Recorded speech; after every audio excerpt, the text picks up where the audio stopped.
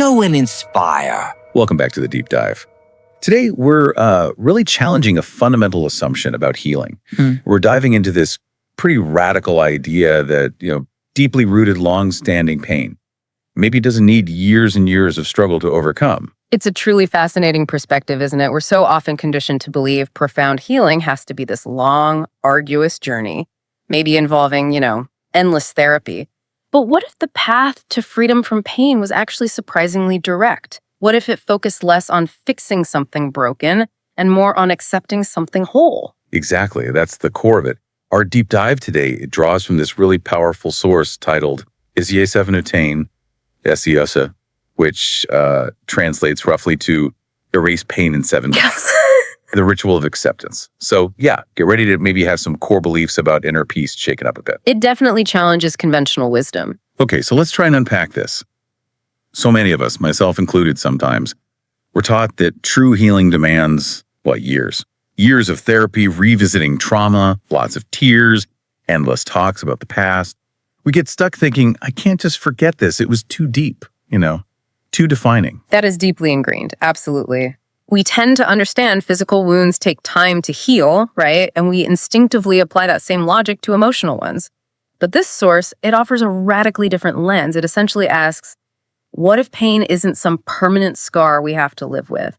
What if it's more like a subconscious program, like a looping mental script that theoretically we can just turn off or even delete? Right, and this is where it gets really interesting. The author mentions encountering Robert Sheinfeld's philosophy, and this one line just hits hard.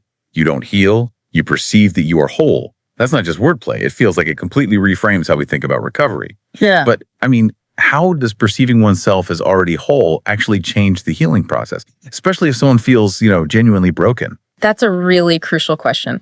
If we connect this to the, let's say, bigger picture, it implies wholeness isn't something we have to strive for or achieve through hard work. It's something we just need to recognize. It's apparently already existing within us. The source argues that pain isn't really located in the past. It's an active process happening right now in your present awareness. Happening now. And here's the critical point. As long as you keep acknowledging it, keep focusing on it, you are literally keeping it alive in your consciousness. But the moment you consciously shift and say, I accept that I am whole, the pain, according to this view, it starts to lose its grip. It suggests that maybe the struggle to process it, to fight it, might actually be what's perpetuating it. Wow. Okay, so to help us sort of wrap our heads around this, the source gives this really vivid analogy. It's relatable. Imagine you have an old photograph of yourself from a really difficult time. Maybe you're crying, feeling wounded, totally broken. And you keep it out, look at it every single day, telling yourself, see, this is who I am, this is my story, what happened to me. And each time you look, you feel that pain all over again. Right, precisely. That reliving, that reinforcement. Now imagine taking that same photograph. You don't pretend it doesn't exist or that the moment didn't happen. No denial. Instead, you acknowledge it. Maybe you even say, thank you for reminding me of that experience. You were important then, but I no longer live inside this frame. And then you respectfully, maybe, put it in an envelope, close it, and set it aside somewhere. The memory still exists, obviously, but you're no longer staring at it daily, constantly reliving it, letting it define your entire present moment. The power it held over you starts to diminish simply because you've changed how you interact with it. So the key insight isn't about denying the past ever happened. Not at all. But it's about consciously deciding to stop living in it, withdrawing your active attention, your present energy from that past state. And here's the really groundbreaking part for me. Sheinfeld suggests this massive shift isn't necessarily a long, drawn-out thing. It's something that can potentially be initiated in a single focused session, like maybe right before bed. It's about changing your relationship with the memory, not trying to somehow erase the memory itself. Exactly. That relationship is key. So then the author of this source, they share this really compelling personal story that basically puts this whole concept to the test. They talk about carrying pain for 15 years. And it wasn't from just one thing, but like a whole collection. Rejection, betrayal, loneliness, that awful pervasive feeling of just being not good enough. That's a heavy load. Yeah. And they describe how, almost without thinking, they'd keep returning to this pain whenever something else went wrong in life, almost like it was a familiar, maybe even comfortable crutch. They even admitted to wondering, if I actually let go of this pain, who would I even be? And I think, gosh, many of us can probably relate to that internal struggle, where pain gets tangled up with our very identity. Absolutely. That raises such an important point. How often do we maybe unconsciously cling to our pain because it's become part of our narrative? It's how we explain ourselves, our lives.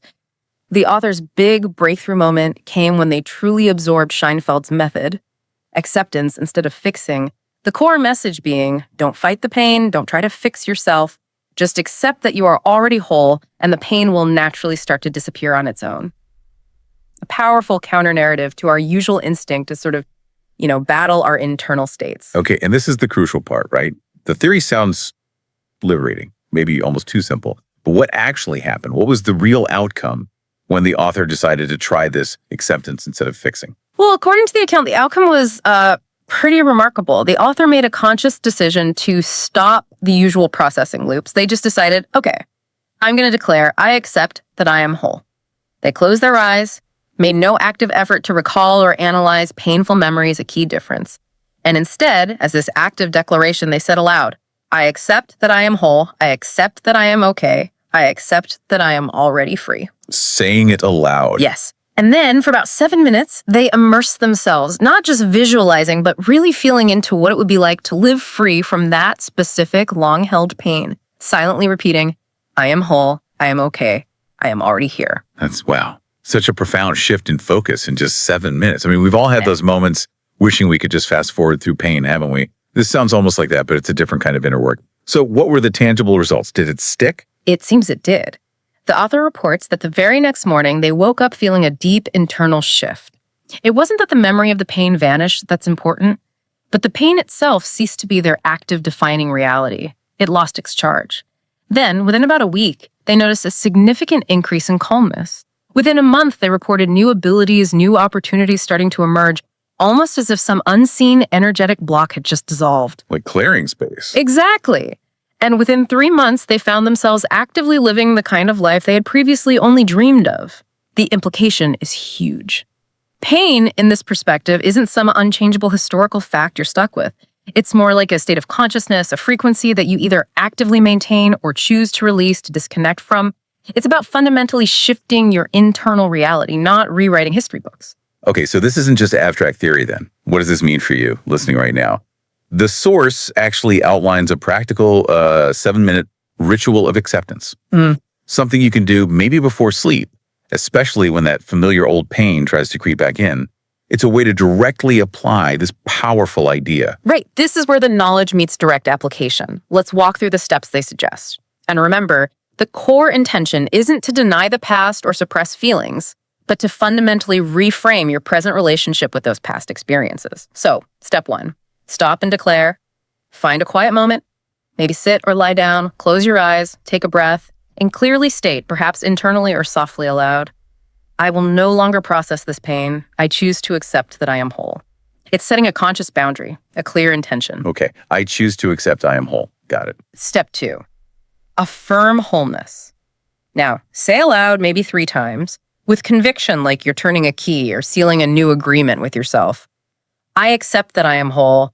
I accept that I am okay. I accept that I am already free. Notice the present tense am, not will be. It's affirming your existing state, not pleading for a future one. Right. It's not wishful thinking. It's a declaration of current reality. Exactly.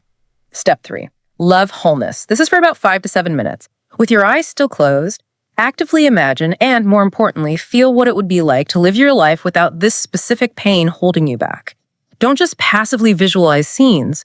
Try to truly inhabit the sensation. What does it feel like to not constantly revisit the past, to trust life more, to deeply feel I am already here, fully present, unburdened, and as you're doing this, maybe silently repeat the mantra, I am whole, I am okay, I am already here. So it's an active embodied feeling, not just a mental picture? Precisely. Then, step 4, conclude aloud.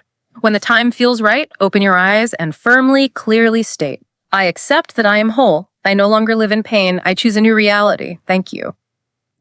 This kind of anchors the intention back into your waking consciousness. Okay, and then what? Just go about your day. Step 5, daily integration. Yes, basically. Throughout your day, or maybe the next day, whenever that old familiar feeling or thought pattern related to the pain tries to resurface, and likely it will initially, the advice is to simply acknowledge it briefly. Don't fight it, don't analyze it, just notice it, and then calmly but firmly state to yourself internally, I accept that I am whole. This is no longer my reality. It's like a gentle, consistent redirection of your attention, reinforcing your choice. This sounds incredibly liberating, truly. But I can hear the immediate concern popping up for many people. Okay, but am I just suppressing the pain? Is this just denial? Won't it just come back stronger, maybe sideways? How does the source address that? How is this acceptance fundamentally different from just stuffing it down? That's a critically important distinction and a very common concern. The source counters that worry with a pretty powerful question of its own. Okay, but what if you continue to live in it, actively engaging with it, and it just keeps growing, maybe for years more? The argument is that this ritual isn't about pushing memories or feelings down into the basement. It's about you, in the present moment, ceasing to acknowledge that past pain as your current defining reality. You're essentially detaching its power cord from your present awareness. Detaching the power cord. I like that image. Yeah. The source clarifies that the memory itself might still be there. You won't get amnesia about your life. But your experience of that memory, its emotional charge, its hold over you, begins to change. The idea is you'll start to live differently, more freely, more calmly, perhaps with a renewed sense of self-belief, precisely because you've consciously chosen to stop giving that memory the power to dictate your present emotional state. Wow. Okay, this deep dive has really opened up a very different potential path to profound inner change. It strongly suggests you don't necessarily have to suffer for 20 years to heal something that happened 20 years ago. You can begin to shift that relationship with pain, maybe even start erasing its hold in just minutes. Not through more struggle, but through this simple, yet potentially profound, act of accepting your inherent wholeness. It really flips the script, doesn't it? This concept of accepting your inherent wholeness right now, rather than constantly striving to become whole someday. It feels incredibly empowering. It frames it as disconnecting the pain's power source by deliberately shifting your own internal landscape, your state of consciousness. It's a very powerful call to reclaim your present moment, to recognize that the past doesn't actually have to define your now unless you actively, continuously allow it to. So maybe here's a thought for you to carry forward from this deep dive. What if you actually tried this ritual tonight? Or the next time you feel that old pain surface? Not necessarily expecting some instant miracle fix, maybe, but just for the feeling of it. The feeling of actively choosing a different internal reality. Just imagine, waking up one day and realizing that maybe everything you've dreamed of feeling or being is actually already here, accessible right now, simply because you chose to stop living in the energy of past pain and started living fully in the possibility of the present. The message seems to be, you don't always have to wait for external circumstances to change or for years to pass. You can potentially take that first liberating step toward a new internal reality right now. Know and inspire. Subscribe and like, because it will be more interesting further.